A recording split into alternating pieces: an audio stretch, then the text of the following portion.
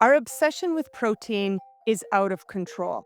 Highly processed foods with added protein are viewed as health foods, including coffee, snack cakes, chips, and even Pop Tarts. All while protein powders, nutrition bars, and protein drinks are flying off the shelves. But did you know that excess protein ferments in our gut to produce toxic compounds and increases inflammation?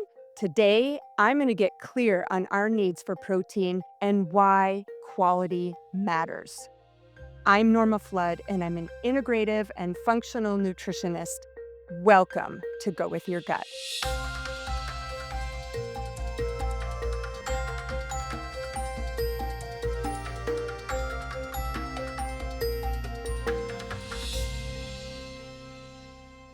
Protein is important for muscle growth, maintenance and repair, for organs and tissues throughout the body, for immune function, brain function, bone health, metabolism, satiety, and more.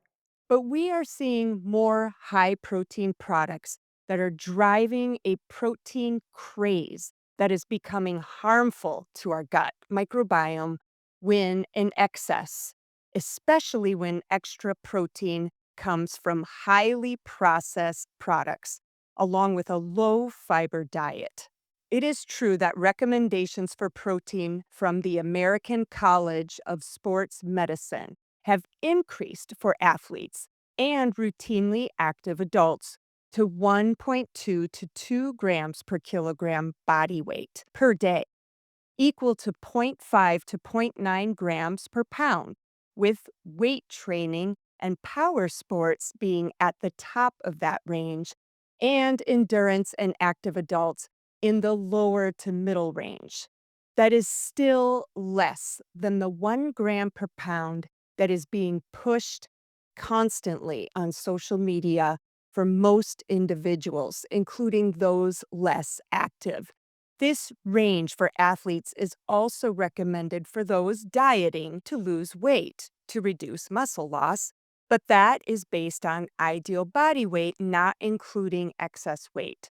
Older adults also have higher needs at 1 to 1.2 grams per kilogram or around zero point 0.5 grams per pound. And chronic disease can increase needs up to 1.5 grams per kilogram, which is about zero point 0.7 grams per pound. The minimum remains at zero point 0.8 grams per kilogram or zero point 0.4 grams per pound. We can see why it gets confusing. So let's break it down for the minimum of what an athlete or active adult needs, which is 1.2 grams per kilogram or zero point 0.5 grams per pound.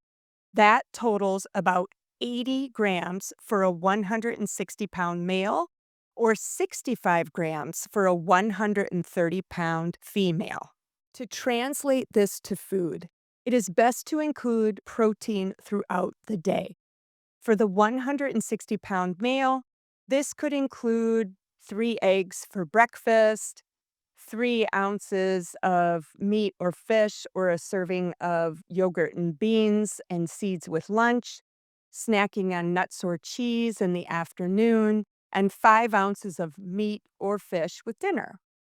For a 130-pound female, this could include 2 eggs for breakfast, 3 ounces of meat or fish, or a serving of yogurt or beans and seeds with lunch, snacking on nuts or cheese in the afternoon, and 4 ounces of meat or cheese with dinner.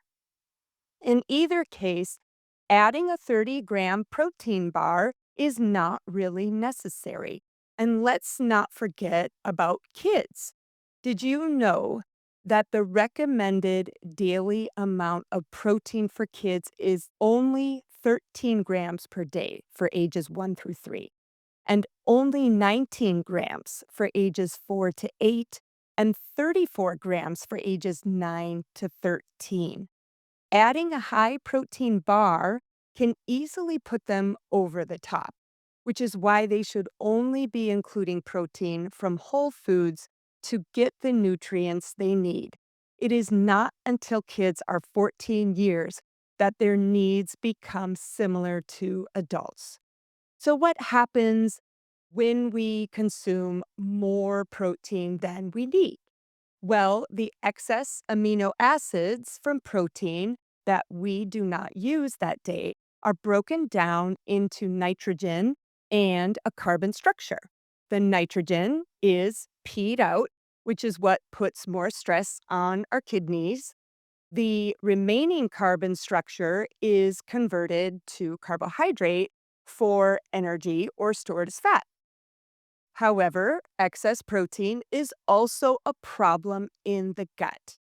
Overconsumption of protein can lead to excess protein fermentation in our large intestine, which produces compounds that are more toxic and increase inflammation. These toxins include amines, phenols, and sulfurous compounds. This production of toxins from protein fermentation is even worse if following a low fiber, highly processed diet.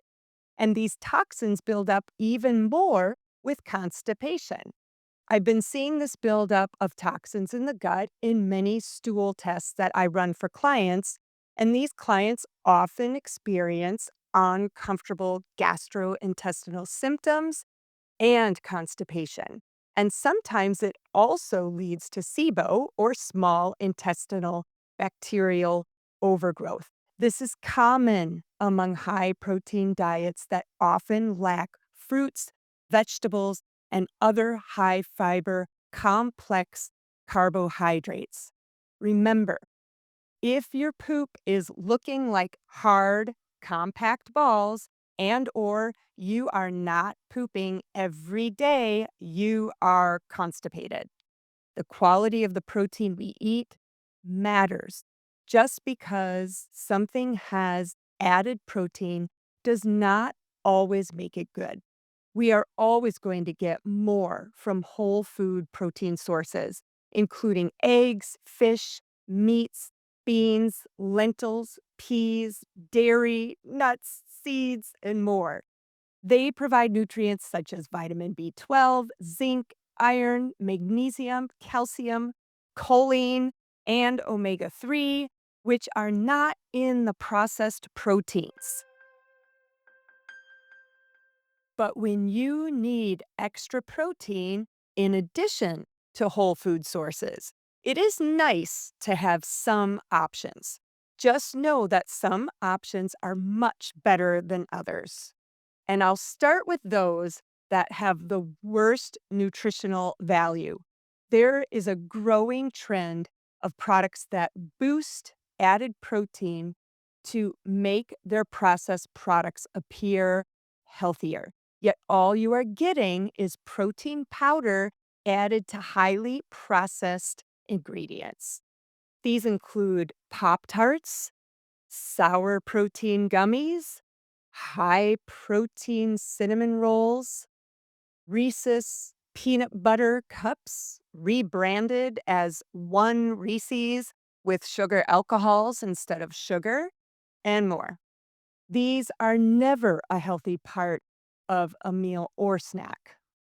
Some poor quality choices are less obvious because they include some whole ingredients like nuts or oats, but still include a lot of processed ingredients. They also include non organic oats or soy high in glyphosate, in addition to syrups and processed oils.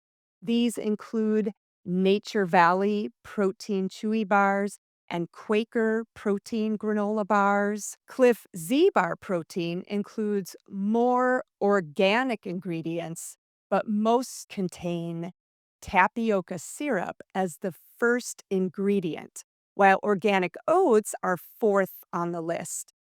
Quest protein cookies boast 15 grams of protein per cookie, but the ingredients are those of a cookie, milk, butter, and chocolate with added synthetic fiber and mostly erythritol sugar alcohol as the sweetener. Again, highly processed.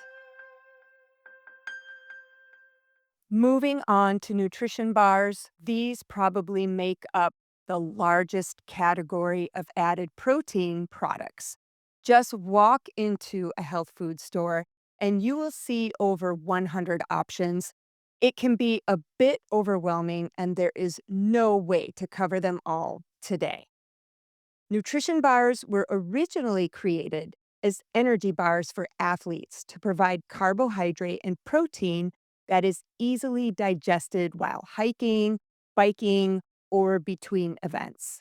Yet now, nutrition bars are more often used as a quick and convenient snack or meal replacement, in addition to their continued use by athletes. Some popular nutrition bars with simple ingredients offer a good on the go snack, such as RX bars with nuts, egg whites, and dates, providing 12 grams of protein, or Laura bars with dates, nuts, and or seeds, provide 6 grams of protein, and both options providing carbs from dates. IQ bars with nuts, pea protein, and stevia for sweetness provide 12 grams of protein and no sugar, while Kind bars are made of whole nuts, seeds, and dry fruit, but include a low amount of added sugar and often chocolate. They now offer Kind Zero, which replaces added sugar with allulose, a naturally occurring sugar that does not raise blood sugar, but often processed from non organic corn. I prefer the real stuff, to be honest. Kind Protein Max bars have the whole peanuts, but more processed with 20 grams of protein from non organic soy protein isolate, so likely higher in glyphosate, and milk powder, along with added fiber and that allulose sweetener to keep it low carb. The most popular post-workout bar is Cliff Builder's protein bars because they include 20 grams of protein with carbohydrate. However, still very processed as non-organic soy protein isolate, sugars, and syrups as the primary ingredients. Cliff also has the more popular bars for long distance hiking with more flavors than anyone can keep track of. The benefit is the quick digestion while working out for long periods. So it provides 38 grams net carbs to 10 grams protein at the recommended 4-to-1 ratio during exercise. I like that they use mostly organic ingredients, including oats, but still include non organic soy protein isolate in a lesser amount and syrup sweeteners. So, not ideal for a day to day snack. Go Macro is comparable to Cliff Bars in their 4-to-1 ratio of carb to protein, and a better option since it includes all organic ingredients. Still only for easy digestion and quick carbs, not day to day. A quick comment on the added vitamins, minerals, and sports performance ingredients in some bars, such as caffeine and creatine. They will usually contain poor quality supplements that are best taken on their own. Plus, many are not recommended for kids. For example, creatine is recommended at 5 grams per day and not likely the amount added in a bar, nor is it recommended for kids. Protein drinks are another category that have also become popular. More processed forms that are still used for weight gain, including Ensure and Boost. These are highly processed drinks that include corn syrup and sugar as sweeteners, mixed with milk and soy protein and a cheap multivitamin. Not ideal at all. Better plant-based protein drinks include Kate Farms, Orgain, and Huel, which include a pea or fava bean protein powder, natural non-caloric sweetener such as stevia or monk fruit, and some have added fruit and vegetable powder. Huel also adds chia, pumpkin, and flax seeds for extra nutrition. As for protein powders, there are far too many to share here, but I feel that smoothies are the best way to add protein when whole food protein is not an option because you can add whole fruits, vegetables, nuts, seeds, and more. My go to smoothie includes unflavored grass fed collagen powder with organic ingredients that include unsweetened almond milk, cashew yogurt, almond butter, berries, greens, and chia seed. And in the fall, I like pumpkin with cinnamon and apple for my fruit or veg mix.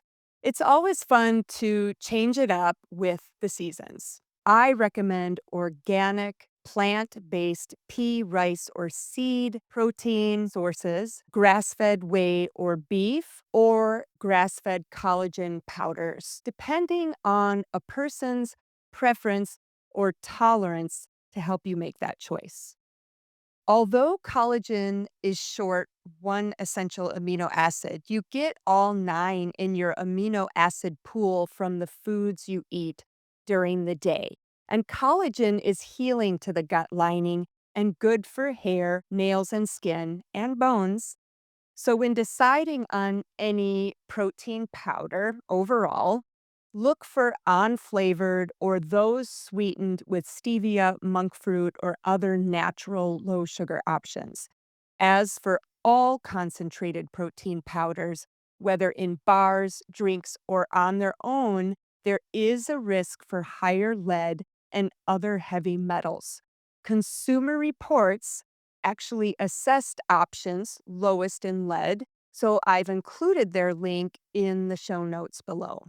Now, AG1 is the most popular protein powder with high quality organic ingredients of protein, fruit and vegetable powder, herbs, some probiotics, and a better quality multivitamin.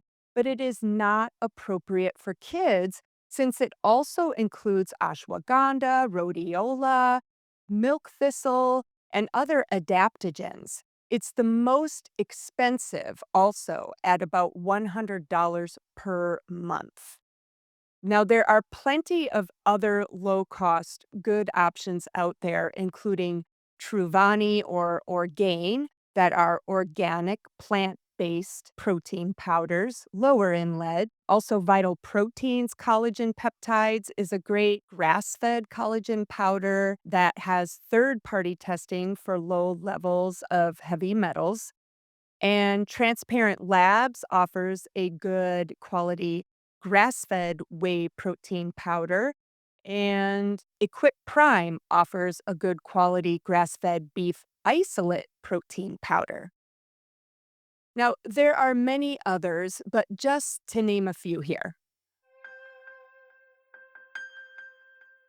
The bottom line with protein is not to overdo it, and quality matters. First, review how much protein you actually need based on your age and health goals. You get more protein than you think from food alone, and you will get more important micronutrients from whole food sources than a refined powder. I've included a link to my protein handout to help you see how much you are getting from food. When it is difficult to meet all of your needs with food or need a convenient option at times, it is okay to include some protein from high quality nutrition bars, drinks, or powders. But avoid those that include highly processed additives that include corn syrup and other highly refined sugars, artificial sweeteners, seed oils, food coloring, and other chemicals. Start with the ingredients list to help guide you toward better choices. And remember, When consuming too much protein and not enough fiber and micronutrients, those toxins are building up in your lower gut and increasing inflammation. Much of this goes unnoticed until you experience gastrointestinal issues or inflammation elsewhere in the body or your brain.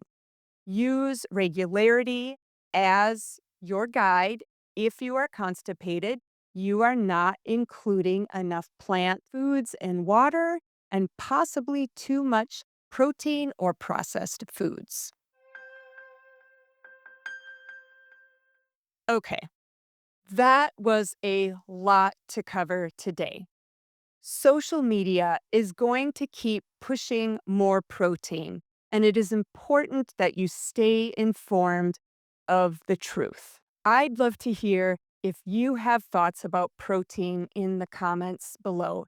And if you are only listening, please head over to my YouTube channel where you can also share or subscribe to help support my mission to increase awareness of how lives can change when supporting better gut health.